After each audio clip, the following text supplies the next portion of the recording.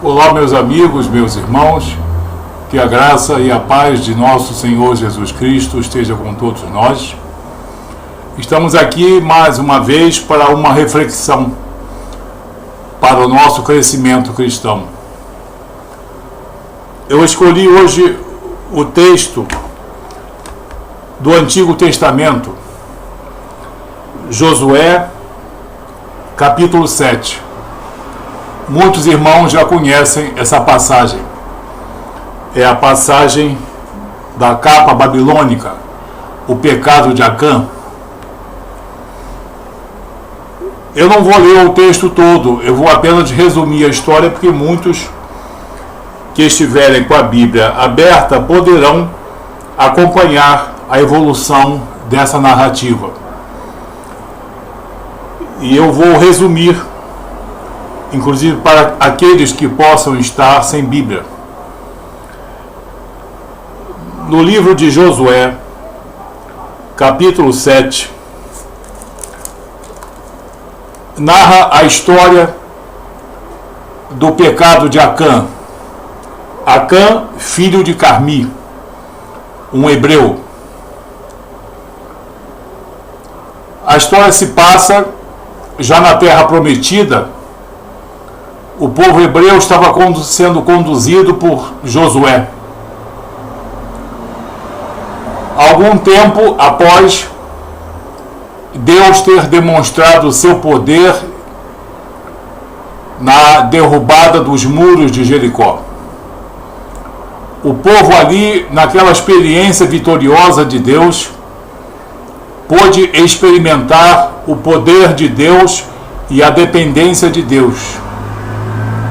E desde a saída do Egito até aquele momento, até a queda dos muros de Jericó, o povo conhecia o cuidado de Deus, o amor de Deus, a fidelidade de Deus, o cuidado de Deus, mas também o seu caráter disciplinador.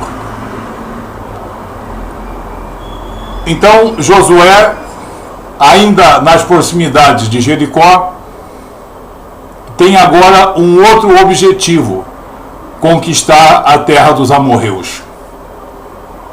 E a terra dos amorreus, a cidade principal, era a cidade de Ai. E Josué resolve mandar os espias para espionarem a terra. E os espias voltaram com a seguinte informação: Josué, não precisa mandar 20 mil, 30 mil homens, porque nós conseguiremos conquistá-los com uns 2 mil ou 3 mil homens apenas. E Josué, confiando nos seus espias, mandou 3 mil homens e, pelo que nós podemos deduzir, a batalha estava transcorrendo favorável ao povo hebreu. E esses 3 mil homens estavam vencendo os amorreus. Num determinado ponto da batalha, Acã, filho de Carmi, entra em um lugar, talvez numa tenda, e ali descobre uma valiosa capa babilônica, tecida com fios de ouro. Também descobre 200 ciclos de prata e um lingote com 50 ciclos de ouro. E Acã cobiça a prata, o ouro e a capa babilônica e guarda para si, esconde para si. De repente, a batalha que parecia ser favorável ao povo hebreu muda completamente de curso. E o povo hebreu começa a fugir do povo amorreu. E nessa fuga, 36 hebreus são mortos. O povo volta à presença de Josué. Josué se entristece muito, fica constrangido com essa derrota do povo. Por que, Senhor? que um povo que tem um Deus tão poderoso foi derrotado pelos nossos inimigos. Mas, jogando sortes, uma maneira que eles utilizavam para consultar o Senhor mostrou que havia pecado entre eles. E logo foi mostrada da tribo de Judá esse homem hebreu chamado Acã. E Acã confessou que havia pecado quando apoderou-se da capa babilônica, da prata e do ouro. No capítulo 7, versículo 20, o próprio Acã confessa. Respondeu Acã a Josué e disse: verdadeiramente pequei contra o Senhor Deus de Israel, e fiz assim e fiz assim. Quando vi os despojos, uma boa capa babilônica e os 200 ciclos de prata e uma barra de ouro do peso de 50 ciclos, cobicei-os e tomei-os, e eis que estão escondidos na terra, no meio da minha tenda, e a prata por debaixo. Então Acã confessa que cometeu o pecado da cobiça.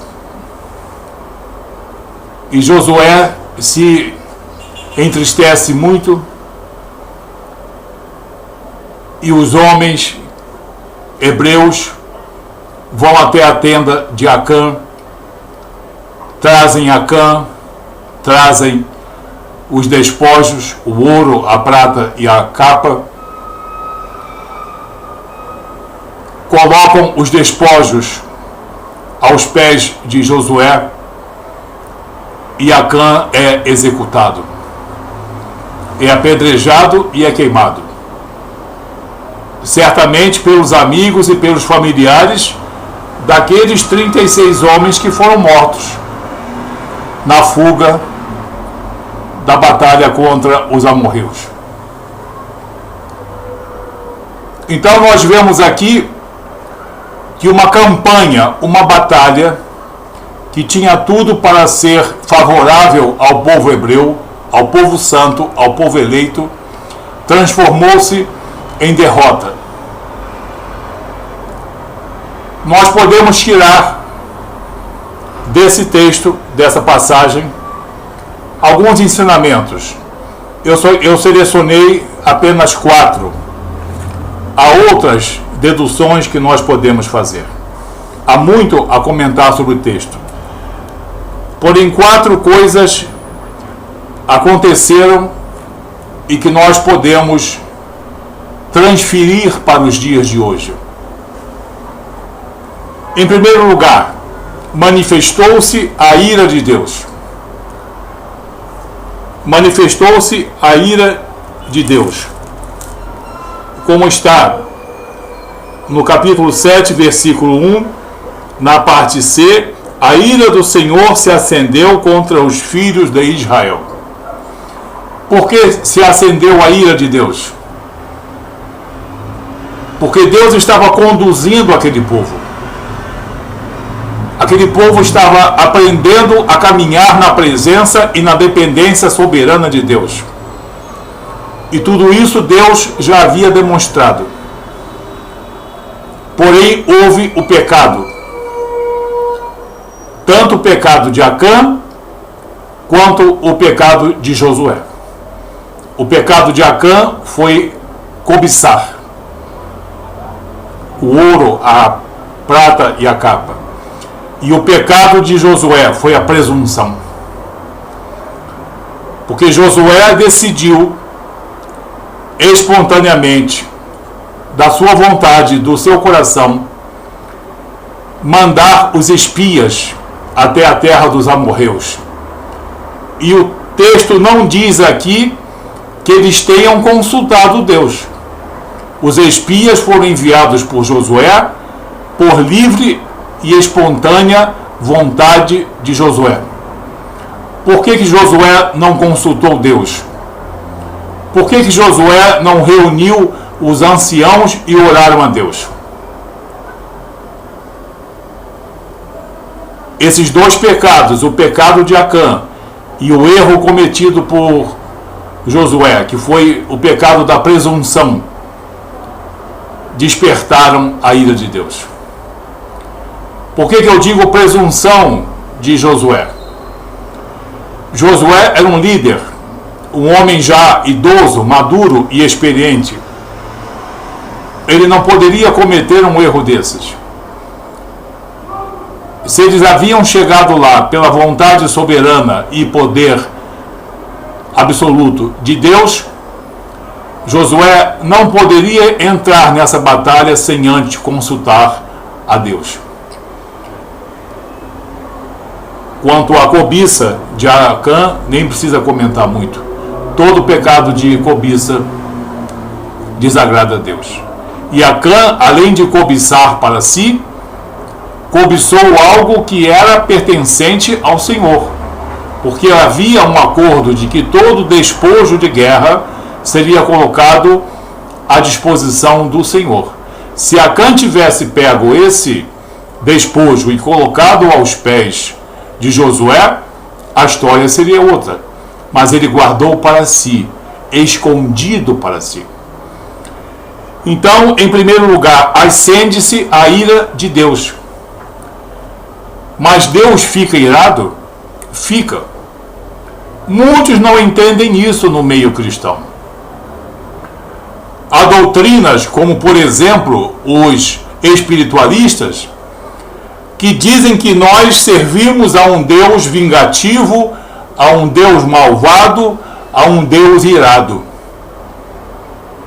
E dizem que o Deus do Antigo Testamento tem esse perfil. Quando as pessoas analisam o perfil de Deus pelo coração do homem, eles não entendem realmente nada no campo espiritual. A ira de Deus aqui se despertou, se acendeu.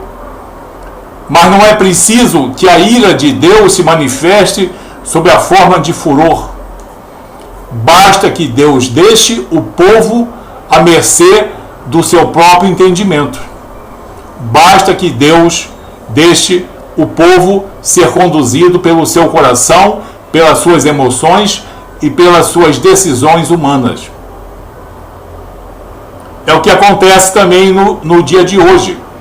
Muitas vezes nós andamos um tempo na presença de Deus, porém em grandes momentos importantes de nossa vida, ou de nossa igreja, ou de nossa família, ou do nosso matrimônio, nós consultamos um e outro, mas não consultamos Deus. E o que acontece? Deus tem ciúmes de nós.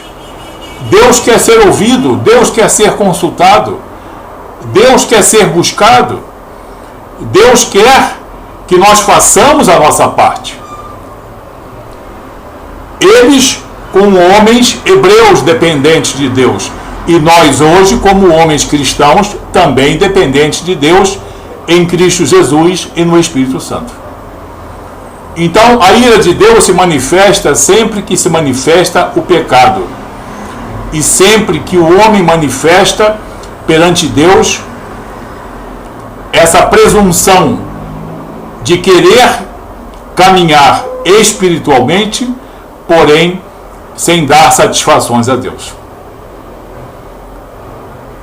Em segundo lugar, o segundo fato que nós podemos destacar nessa passagem é que o pecado traz a morte e a vergonha.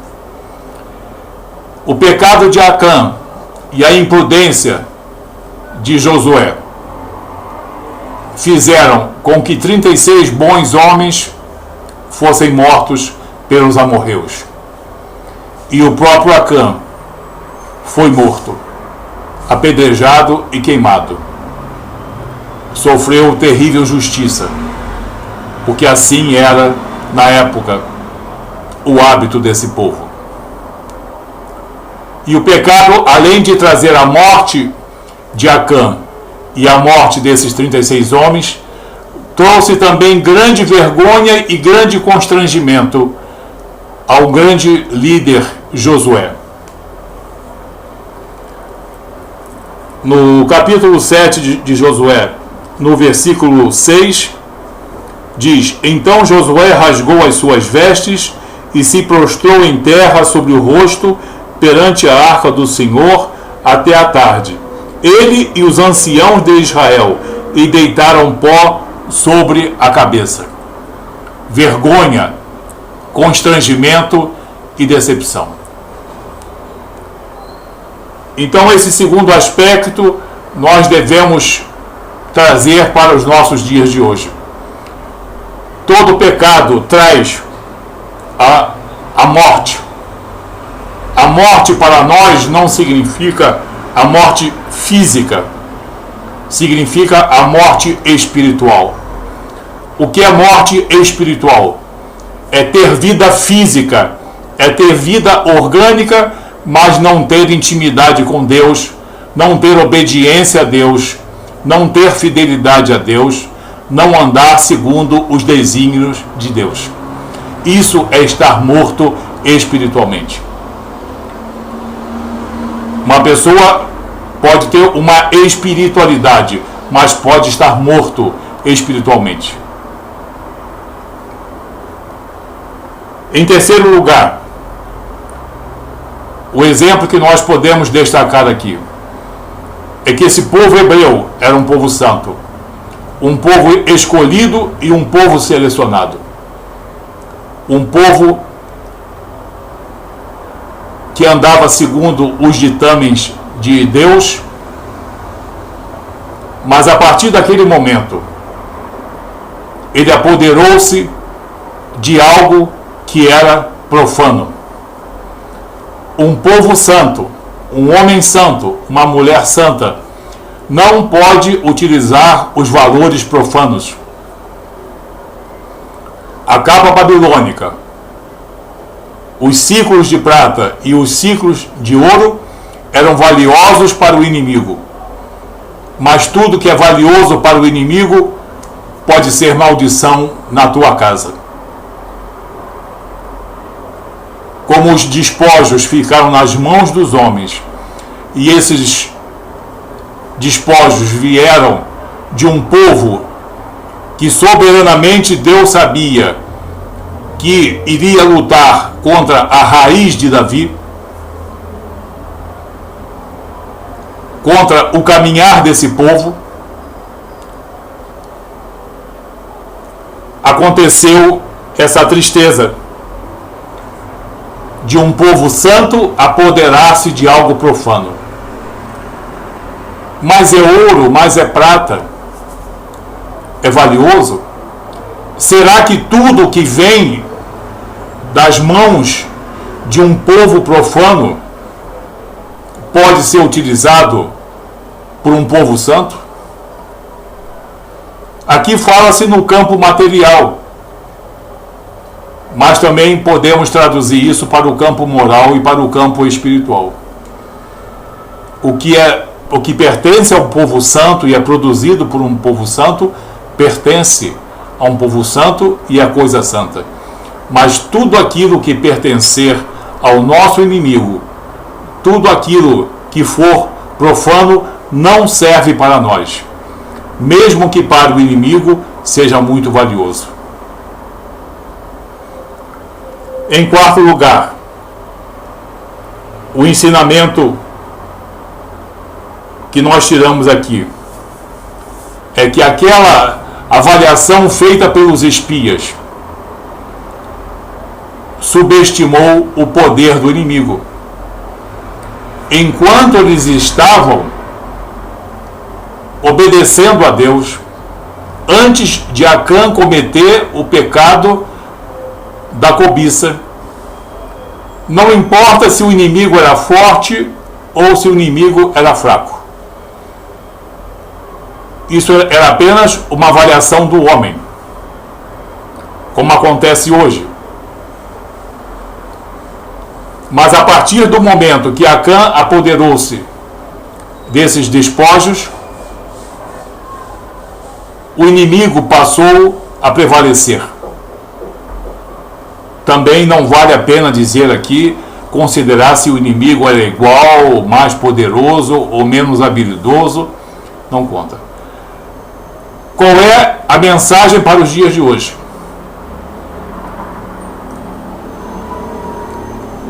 Diz a Bíblia: tudo posso naquele que me fortalece. Mas será que eu posso tudo naquele que me fortalece quando eu estou em pecado? Quando eu não oro? Quando eu não medito nas Escrituras? Quando eu não me consagro? Quando eu não me separo?